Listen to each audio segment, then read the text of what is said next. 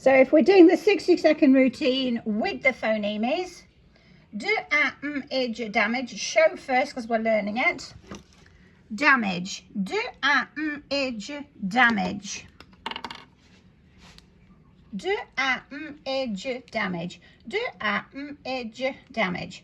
Do age damage. Do age damage.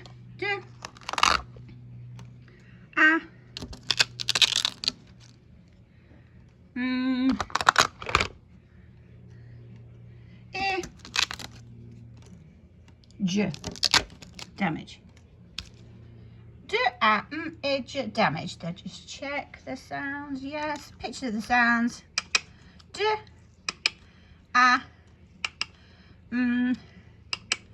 age damage. Do age damage. Write it. Do age damage. Do age damage. Damage. And then we will look at what's new for you. Could be the E. So it could be the A as the representation for the E. The example word is orange. It could be the J.